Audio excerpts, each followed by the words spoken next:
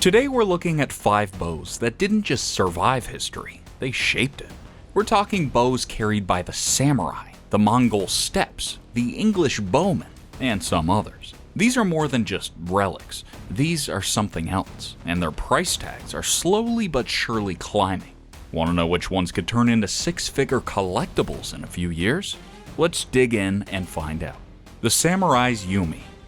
Even people who've never shot a bow recognize the Yumi's tall, asymmetric profile. There's nothing like it. When a bow is well over 2 meters long and still manages to look elegant instead of unwieldy, you get the sense of why samurai carried it with so much pride. And when you dig into its construction and lineage, you see that the Yumi didn't just survive centuries of Japanese history, it evolved right alongside it. The deep roots of the Yumi go back to the Jomon and Yayoi periods, around 10,500 to 250 BC. These were simple wooden bows, long before their iconic asymmetrical silhouette was a thing. But even then, the Japanese were pushing design further than many of their contemporaries. By the time the Heian and Kamakura periods arrived from the 8th to 14th century, the Yumi had already taken on its laminated structure. Wood cores backed or faced with bamboo, glued together with painstaking precision. History leaves clues, and sometimes it leaves 6-figure bows. Subscribe now to uncover the 5 most priceless archery weapons ever made, and what they'd be worth in today's market. The Japanese didn't just make bows, they engineered them. Even the earliest written references describe how people on the islands used long-limbed wooden bows with shorter lower limbs. They understood instinctively what would take the West centuries to stumble upon. Asymmetry has benefits. It's the Yumi's layers that made them strong. Laminations weren't just stacked, they were balanced, tuned, and shaped into forms like fuseidake, sanmaiuchi, shihodake, and eventually higo-yumi. Each variation added performance without losing that characteristic shape. Samurai relied on this bow in skirmishes, sieges, and horseback archery. Even after firearms arrived in Japan and changed the face of warfare, the Yumi never disappeared. There's a reason Tanegashima gunners were mass-produced, while skilled bowyers remained valuable. A rifle can be copied easily, but a perfect Yumi? That takes serious artistry. Modern collectors know exactly how big of a deal that artistry is. Edo period bows that survived intact and still hold their reflex or their curve without warping are pieces of functional sculpture. And since bamboo has a natural tendency to degrade, warp, or split over the decades, finding one that has lived through 300 years is genuinely rare. Collectors of Japanese arms know what's happening right now. Samurai armor, Tsuba lacquered saddles, and even low-ranking daimyo swords have all doubled or tripled in the last 10 years. The global market for Japanese antiques exploded, especially among US, European, and Southeast Asian buyers. The Yumi sits right in that weird but highly marketable spot between weapon, ceremonial object, cultural relic, and museum piece. If you come across one of these that is marked or named, say one that belonged to a clan retainer or a confirmed Edo period mounted archer, don't be surprised if it hits the $20,000 to $50,000 range in a decade. These aren't just museum pieces, they're 6-figure legends. Subscribe now to explore 5 historic bows that shaped warfare and skyrocketed in value. The Mongol Steppe Composite Bow. There are few bows that command the same kind of respect as the Mongol Composite. To say it was the backbone of an empire is an understatement. A Mongol warrior's entire life depended on a compact bow that could deliver punishing speed from horseback while staying stable enough for lightning-quick shots.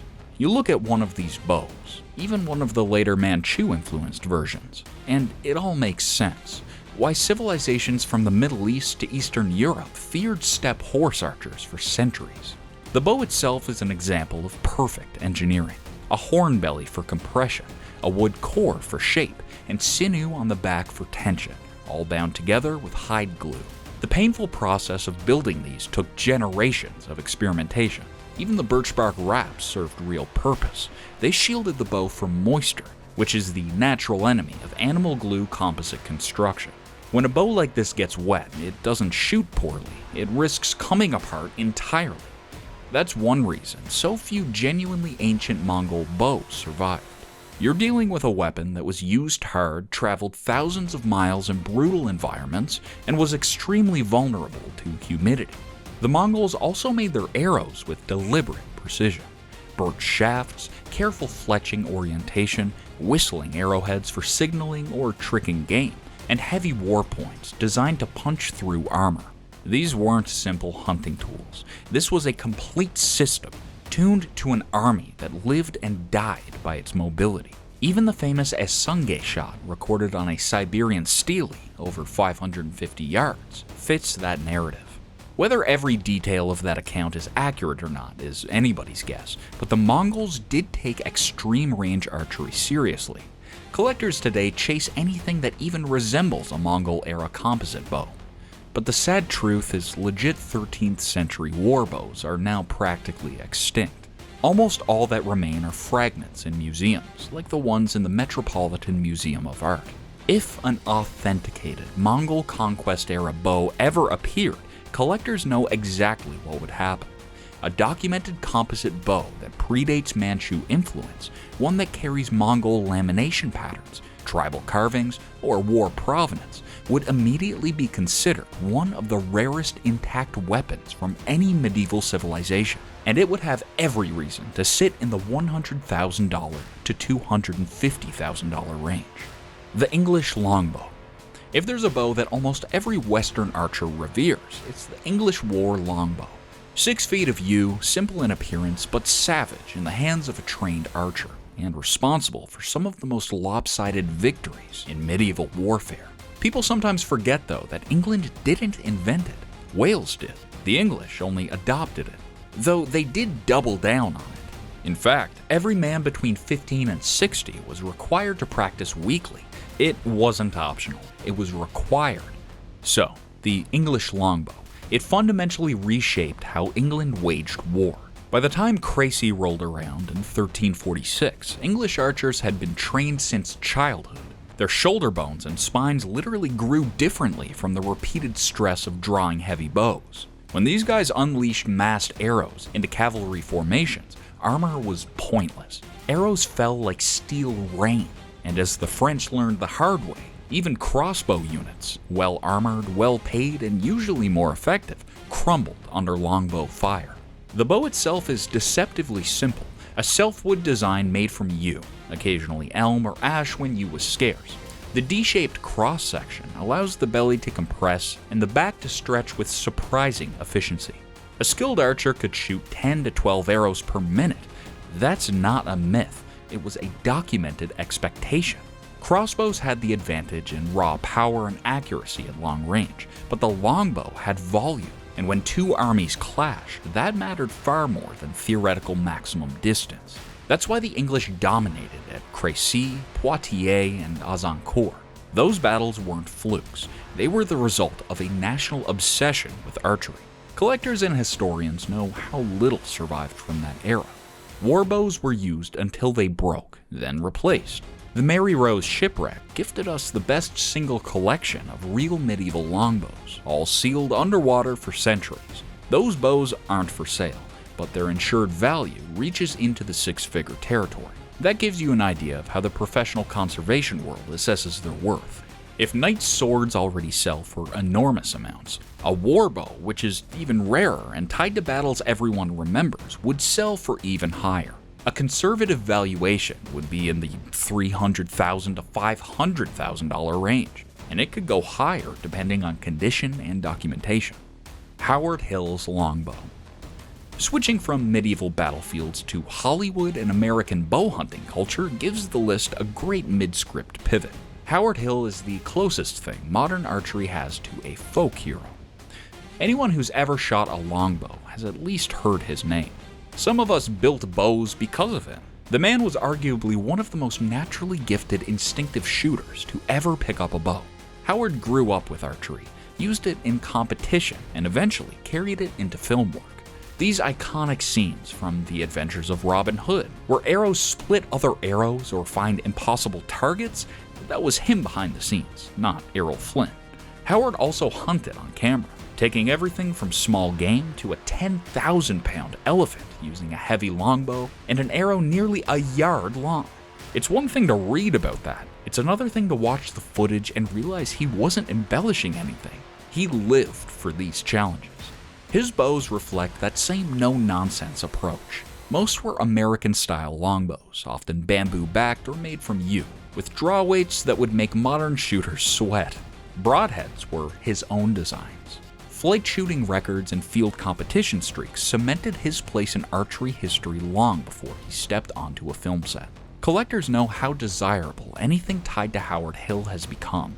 An authenticated Hill bow sold on eBay for $2,250. Not bad for a platform that rarely brings top-tier prices for historical gear. Celebrity-associated bows in general have been climbing, with Fred Bear recurves and early compound prototypes reaching $4,000 to $10,000. A Hill bow with documented Hollywood use, or one tied to his filmed African hunts, would be a completely different category.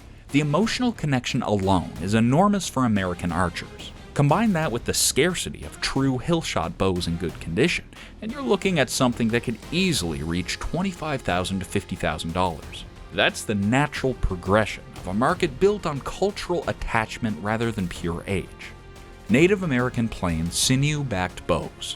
And last but definitely not least, let's talk about the sinew-backed bows of the Native American plains tribes. Every tribe had its own style, materials, and spiritual reasoning behind their construction.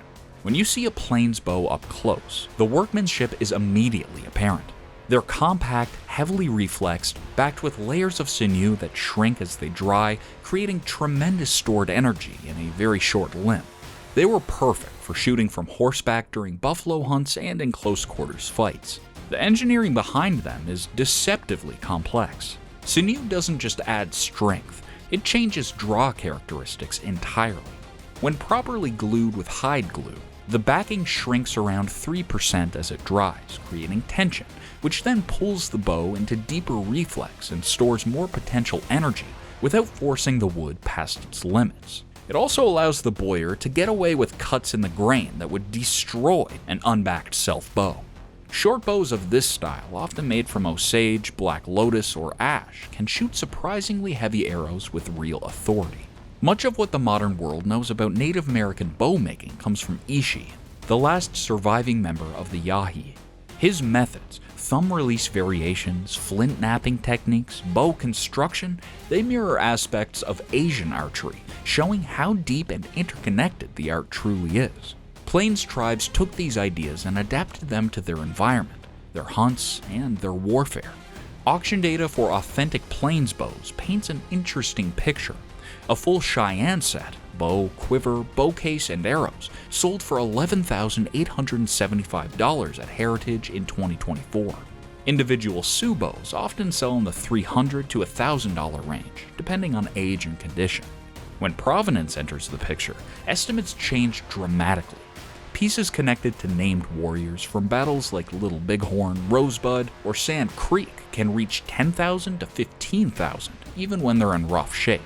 Provenance is everything in this category, and that's why the plains bow is a perfect closer for this video. If a sinew-backed bow emerged with verified connection to someone like Crazy Horse, Sitting Bull, or Two Moons, its value could immediately jump into the $50,000 to $150,000 range.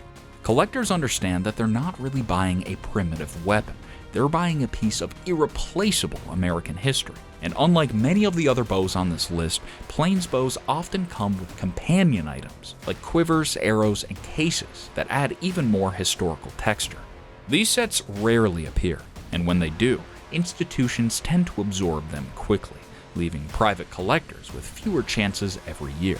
And that wraps up our look at 5 bows that shaped cultures, won battles, and carried legends. If you've ever handled one of these or owned something even remotely similar, please drop a comment down below. We'd love to hear about it. Make sure to hit like, share this with your archery crew, and subscribe for more deep dives into iconic weapons.